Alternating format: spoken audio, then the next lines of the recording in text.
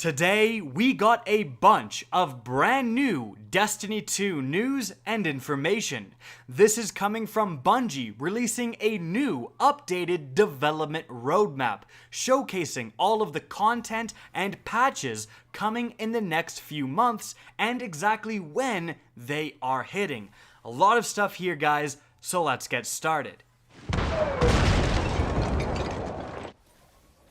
What is up, guys? Rick Kakas here, and today, Wednesday, May 16th, Bungie updated the development roadmap. It's been a while since this last happened, and it's revealed quite a few brand new things. So, just before we dive into all of this info, I wanted to let you guys know that I'm partnered with ASTRO. If you're looking for the best gaming headphones in the biz, the headphones I personally use, the A40s, check out the description down below. You get a discount code, save some money, and help me out. Simple as that. Guys, let's get on to the info.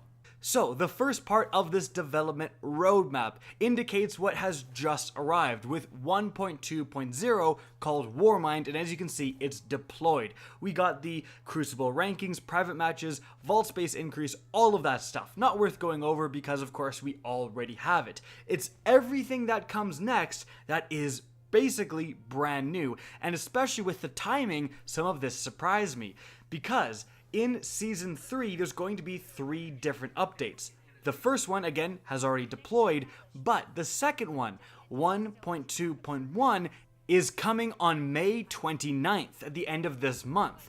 It's going to include, firstly, faction rallies improvements. So it looks like we're getting the next faction rally after May 29th, or potentially on May 29th.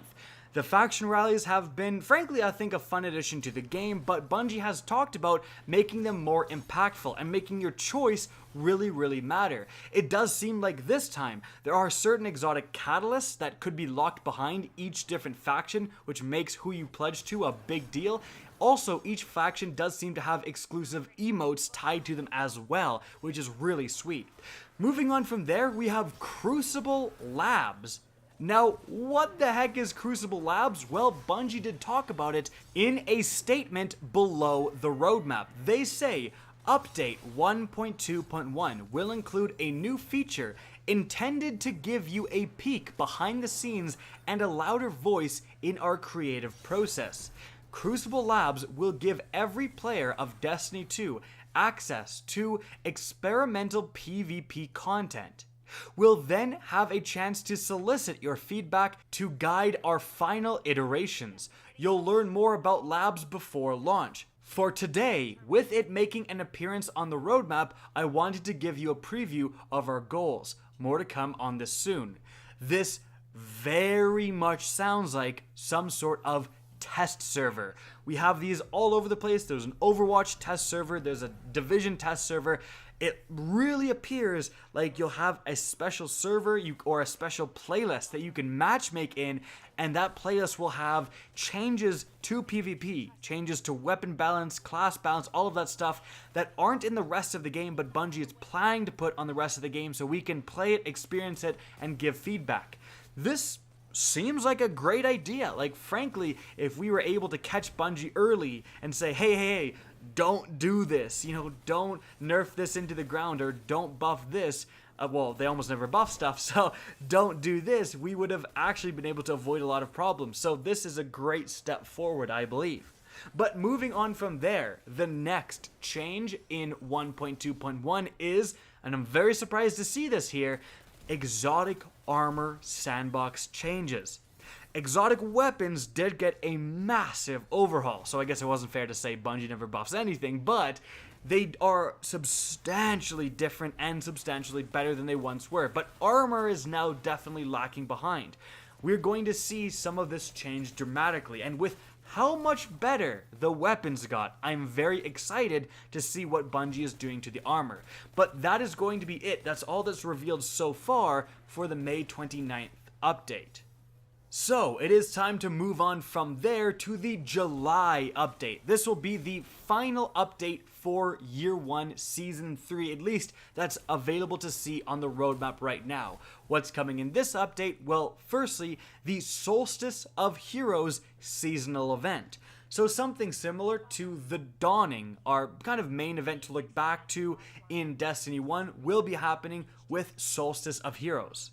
Now, what will this update bring? Well, there is a huge gambit that this can run. Like, frankly, it could be, Festival of the Lost or Festival of the Cost trash event where it's all microtransactions and the community is outraged. Or it could, on the other end of the spectrum, be something like the April update, which added brand new content, added a bunch of new weapons, like a ton of stuff, and really rejuvenated the game.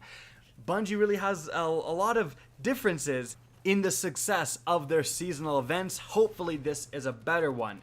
Now, in addition to that, we're also going to be getting bounties. Yep, bounties from Destiny 1, probably with some changes, are returning in Destiny 2. Very excited to see what they do with these, and hopefully they make them actually substantial. And it would be really sweet if we got just a couple of maybe exotic weapons added with these bounties to have some exotic bounties back into the game finally.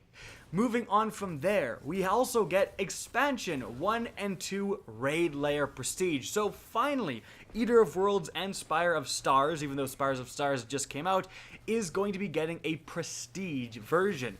What will these Prestige versions have? Will they have denotable loot? Hopefully. Bungie has gone on record and said that the Prestige changes that are coming are going to bring some substantial gameplay changing loot with them. So hopefully they stick true to that. Moving on from there, PC clan text chat, quality of life improvement. After that, Year 1 triumphs. That is really interesting. So we're getting kind of maybe a mini Age of Triumph event happening, and potentially we could see the return of record books, allowing you to do certain things and earn rewards for it in the form of potentially we're going to have different emblems or so on that's going to show off, how many strikes you completed, how many raids you completed, whatever. We kind of already have that, but triumphs are a little bit different. They really track all of your progress down to, the second or the kill. Moving on from there, we have lastly more exotic armor sandbox changes.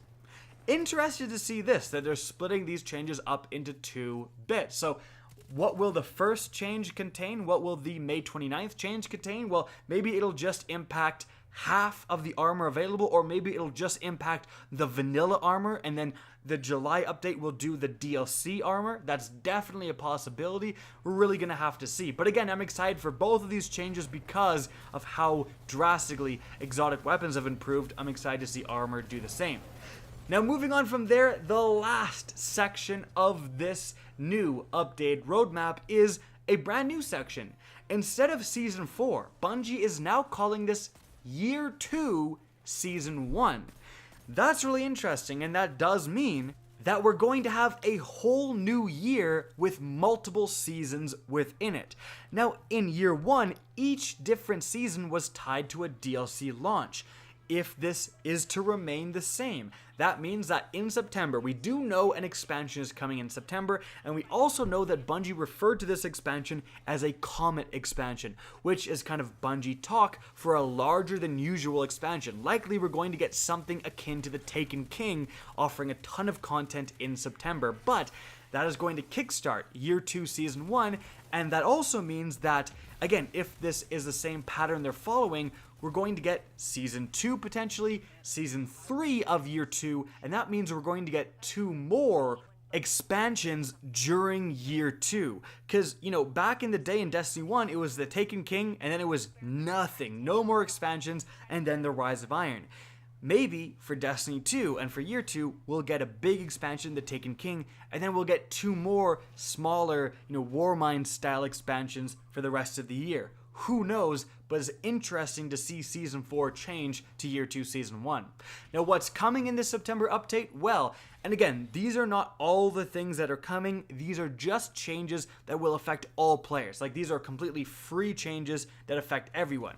Number 1, gear collections. Much asked for, glad to see it finally come. Number 2, records. Now this is interesting. You know what we just talked about with year 1 triumphs, potentially record books are going to be reintroduced, but with records being separated in September, maybe that's not the case. Or maybe there's some sort of difference there, or maybe records is something totally new. After that, weapon slot changes. Big change here, and a really interesting one. So we're going to see, we are undoubtedly, with Bungie saying we're going to change weapon slots, that means the kinetic, energy, and power weapon system is going to alter. Will we get special weapons back? Will we, completely go away with energy weapons and combine them in one category? Who knows? It's going to be really interesting to see what Bungie does. After that, weapon randomization, so random perks or randomness in some form is going to be returning, which I think is great for longevity of the game.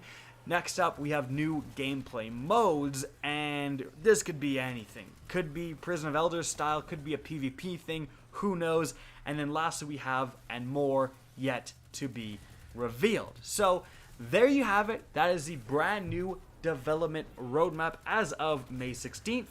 And that's really interesting. In less than a month, in just, a couple of weeks, we're going to get 1.2.1, and we're going to get faction rallies, crucible labs, and exotic armor updates. And I did not expect an update to come this early, and I'm very, very thankful for it because, this could be some big stuff. Especially interested to see what they're doing with crucible labs. Guys, that is it for the video. I hope you enjoyed and found this informative. Now, if you did, please remember to help me out by simply rating and especially sharing this video. If you guys want to see more Destiny 2 content similar to this, don't be afraid to slap that subscribe button. And if you guys want to get in touch with me and keep up to date with the latest channel activity, the best way is to follow me on Twitter at RickCacus. That's linked in the description down below, as is my Twitch channel, which you can also follow. Again, I hope you enjoyed the video, and as always, have a good day.